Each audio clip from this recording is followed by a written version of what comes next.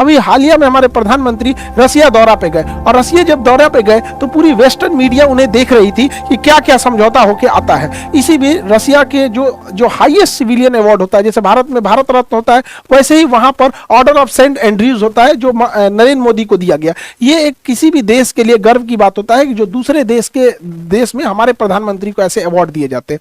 इसके बाद दोनों के बीच में कई सारे डील होते हैं, जिसमें कुछ महत्वपूर्ण डील थे, जिसमें 6 न्यूक्लियर पावर प्लांट लगाने की बात थी। न्यूक्लियर पावर प्लांट जो होता है बहुत ज्यादा मात्रा में ऊर्जा दे देता है, और ये लगातार इसे बंद करने की भी जरूरत नहीं होती है। राजस्थान का रावत भाटा जो था लगातार 2 साल तक चला था, उसे बंद भी करने की जरूरत नहीं थी।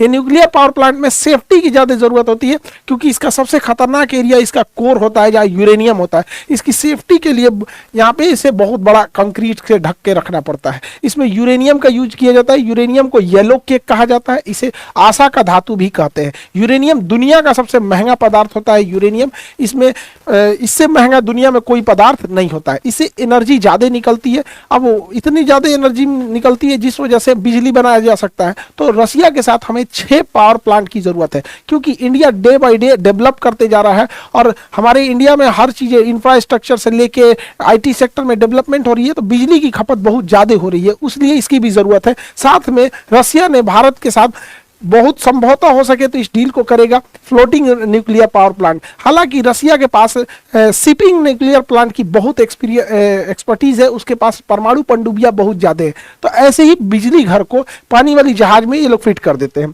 जो न्यूक्लियर रिएक्टर है उसे पानी वाली जहाज में फिट कर देंगे, और बाकी उसमें जो भी सिस्टम है लगा देंगे, और शिप ऊपर से नॉर्मल दिखेगी, अंदर से ऐसा होगा, शिप ऐसे दिखेगी, बाहर से यहाँ पे होगा।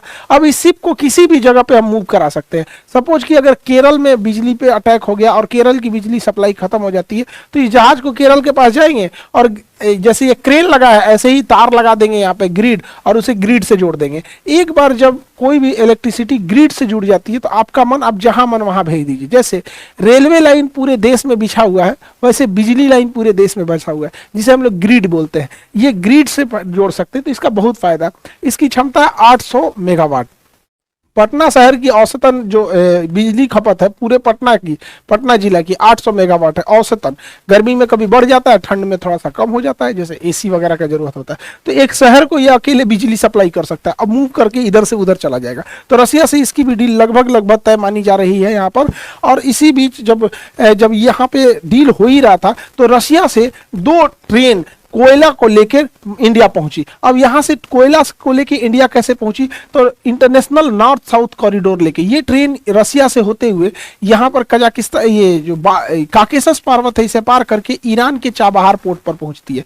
ईरान के चाबहार पोर्ट के बाद फिर वहां से मुंबई पहुंच जाती है। तो यहां से ये इंटरनेशनल नॉर्थ साउथ कॉरिडोर जाता है।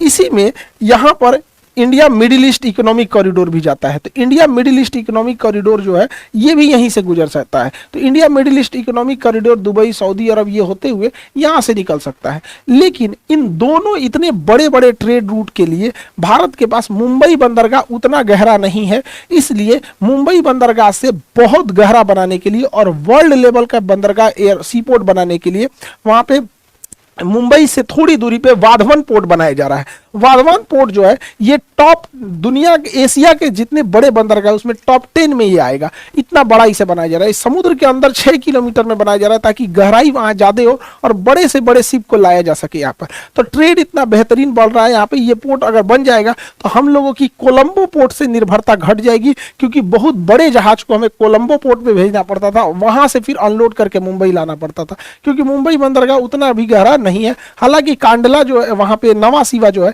नवासीवा बंदरगाह आधुनिक है, लेकिन उससे भी बेटर बनेगा ये वाधवन पोर्ट यहाँ पर। तो अभी ये कोयले से भरी जहाजें आ गई हैं। इसी बीच हम लोग की डील होती है रसिया के साथ। रसिया हमें already S-400 missile defence system दे दिया है। S-400 जो है 400 किलोमीटर के दायरे में आने वाले किसी भी एरियल थ्रेट को मार सकता है। ये एक किसी भी जहाज या मिसाइल को मारने के लिए काउंटर में 2-2 मिसाइल छोड़ता है, ताकि एक से मिस हुआ तो दूसरा उसे मार सके। बट इसका रडार जो होता है वो 600 किलोमीटर किलोमीटर देख सकता है, लेकिन 400 किलोमीटर के दायरे में आएंगे तो मार के गिरा देगा। इतना पावरफुल है, दुनिया का सबसे पावरफुल ये जो एयर डिफेंस सिस्टम है S-400 है। अब भारत के पास ऑलरेडी S-400 है, लेकिन ऐसा डील हो रहा है कि बहुत जल्दी भारत को रसिया जो है भारत को S-500 भी दे देगा। S-500 की मारक क्षमता 500 किलोमीटर है। अभी S-500 को केवल रसिया यूज करता है, उसने किसी दूसरे देश को नहीं दिया।